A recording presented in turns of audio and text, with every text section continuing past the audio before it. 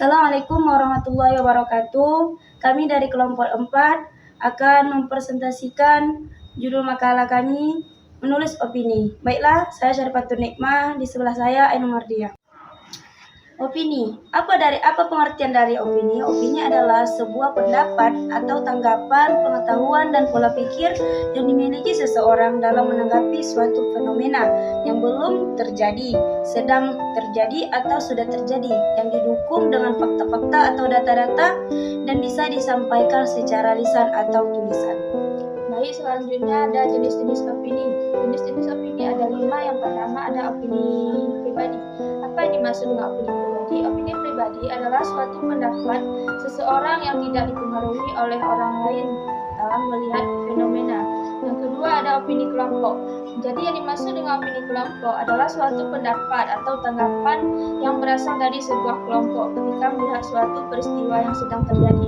Kemudian yang ketiga ada opini publik. Opini publik adalah sebuah pendapat dalam menanggapi suatu peristiwa yang muncul dari seseorang setelah berbicara dengan orang lain. Kemudian yang keempat ada opini umum. Opini umum adalah sebuah pendapat atau tanggapan yang sudah dimengerti oleh banyak orang dan sudah berlaku secara umum. Kemudian yang kelima ada opini politik. Opini politik adalah suatu pandangan politik yang ada di dalam diri seseorang. Baiklah, langkah-langkah menulis opini itu ada 3. Yang pertama, opini publik. Opini publik di sini adalah opini publik dibaca untuk masyarakat umum. Apabila penulis hendak membahas istilah tertentu, maka istilah tersebut harus dijelaskan terlebih dahulu agar pembaca dapat memahami tulisan. Yang kedua adalah opini kritik. Apa dianya opini kritik? Adalah bentuknya hampir sama dengan opini publik, hanya saja unsur kritiknya lebih ditekan karena lebih mengutamakan unsur kritik tersebut. Kadang jenis opini ini menyeru dengan bentuk kolom. Yang ketiga adalah opini argumen. Opini argumen adalah merupakan bentuk opini secara umum. Opini argumen lebih menekankan pada usaha penulis.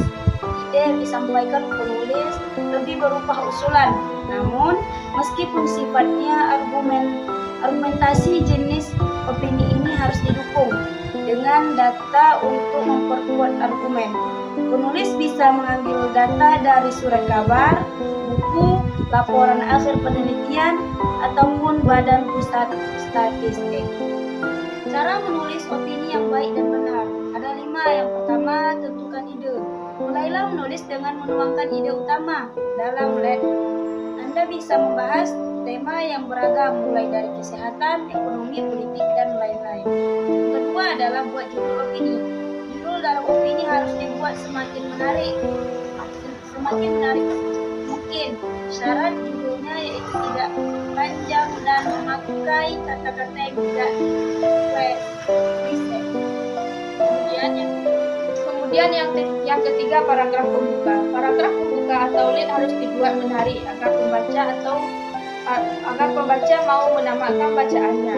Bagian ini juga digunakan untuk memberikan pemahaman kepada pembaca terkait masalah yang sedang dibicarakan. Kemudian yang keempat ada isi opini. Bagian terpenting dalam menulis opini adalah isinya di bagian ini. Penulis bisa menuangkan gagasan atau ide-ide yang harus dipikirkan. Kemudian penulis bisa menambahkan contoh kejadian yang menunjang opininya. Kelebihan dan kelebihan etika, gagasan, harapan dan lain-lain adalah bagian krusial yang dapat diperoleh membaca ketika menyerap suatu tulisan.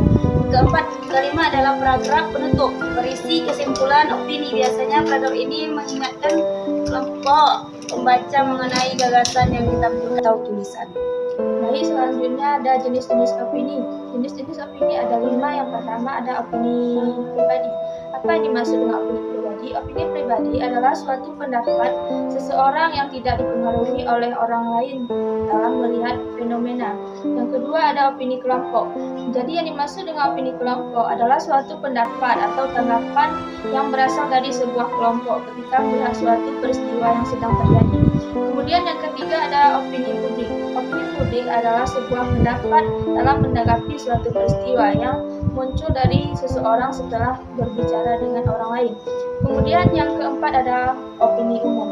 Opini umum adalah sebuah pendapat atau tanggapan yang sudah dimengerti oleh banyak orang dan sudah berlaku secara umum. Kemudian yang kelima ada opini politik. Opini politik adalah suatu pandangan politik yang ada di dalam diri. Contohnya adalah makan bakso hangat lebih nikmat saat hujan dan cuaca dingin. Yang kedua adalah terlalu banyak makan mie instan bisa membuat kecanduan. Baiklah, hanya ini yang dapat kami sampaikan. Apabila ada kata-kata kami yang salah,